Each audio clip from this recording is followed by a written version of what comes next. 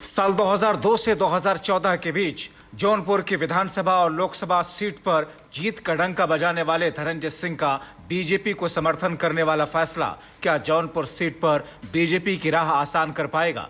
कई राजनीतिक जानकारों के नजर में धनंजय सिंह के फैसले से बीजेपी को ज्यादा फायदा नहीं होने वाला।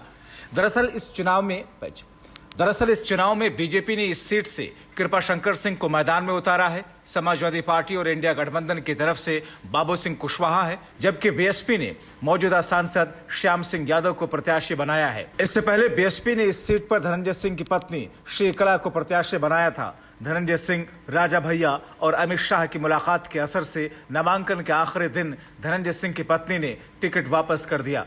मगर पहली नजर में धनंजय सिंह का बीजेपी को सपोर्ट करना आपको बीजेपी के लिए सीट जीतने की गारंटी लग रहा हो तो ये फिलहाल हकीकत से परे लग रहा है, क्योंकि इसकी राजनीतिक जानकारों की नजर में दो बड़ी वजह हैं। नंबर एक, धनंजय सिंह ठाकुर वोटर्स को बीजेपी के लिए मोड़ सकते हैं, मगर असंतुष्ट दलित और मुस्लिमों को नहीं।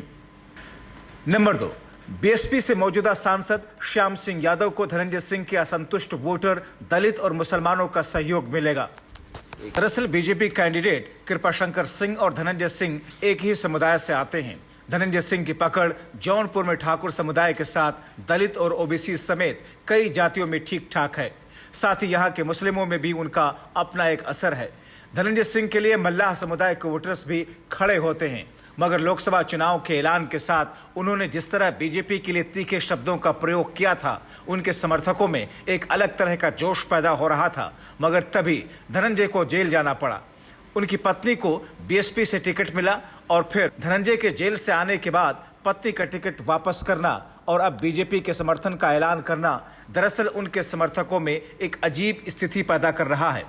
इसीलिए राजनीतिक जानकारों की नजर में धनंजय के समर्थन के बावजूद बीजेपी को ज्यादा फायदा नहीं मिल रहा। आइए आपको जौनपुर सीट की स्थिति बताते हैं। जौनपुर में 2019 के लोकसभा चुनाव के नतीजों की बात करें तो यहां से बीएसपी के प्रत्याशी श्याम सिंह यादव ने बड़ी जीत दर्ज की। वोट मिला 5,21,128।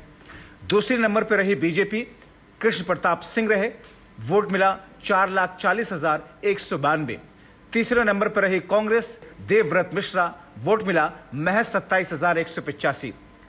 2014 के लोकसभा चुनाव की अगर बात करें तो कृष्ण प्रताप सिंह, जो कि बीजेपी के प्रत्याशी थे, यहां से उनको जीत मिली। वोट मिला 3,67,149। दूसरे नंबर पर रही बीएसपी, प्रत्याशी थे धनंजय सिंह, वोट मिला 2,20,839। इस सीट के 2009 के लोकसभा चुनाव के नतीजों की बात करें तो यहां पर बीएसपी के प्रत्याशी धनंजय सिंह को जीत मिली थी। दूसरे नंबर पर थी समाजवादी पार्टी, प्रत्याशी थे पारसनाथ यादव। धनंजय बीजेपी को कितना फायदा पहुंचा पाते हैं ये तो चुनावी नतीजा तय करेगा, मगर धनंजय के फैसले के बाद जौनपुर सीट पर चुनावी हलचल तेज हो चुकी है। Bureau report, TV7 Bharat.